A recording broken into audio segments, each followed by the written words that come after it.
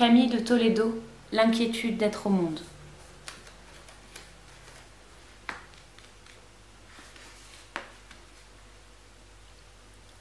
L'inquiétude est le nom que nous donnons à ce siècle neuf, au mouvement de toutes choses dans ce siècle.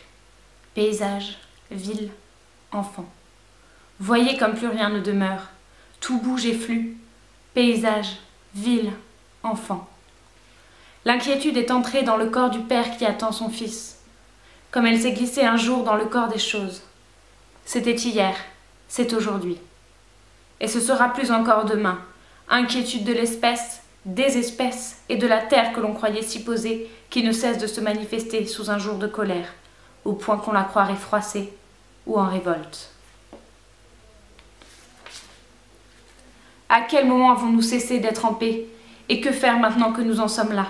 Tremblants et tremblés, c'est-à-dire engagés, si souvent malgré nous dans le vacillement général des choses.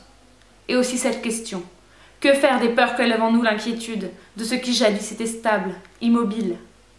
Suffit-il de dire à la pierre, cesse, cesse de t'agiter comme un enfant malade, pour que tout revienne?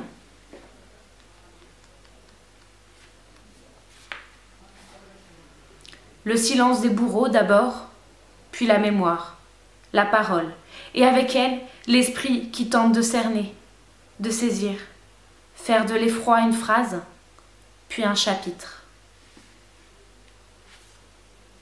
Nous avons quitté le temps des certitudes, et je ne serai pas votre maître. Je dirai seulement, nous portons en nous une colère, quelque chose bas dont nous ne savons que faire, une colère que nous tournons contre le vent, contre la catastrophe. Nous lui disons, apaise-toi, car il n'y a pas d'issue à la colère. La violence n'est plus un recours. Il ne nous reste, disons, que la prière et la gymnastique. Allez, va, cours, crache, expulse, bats ton propre record ou médite. Une pulsation après l'autre. Écoute.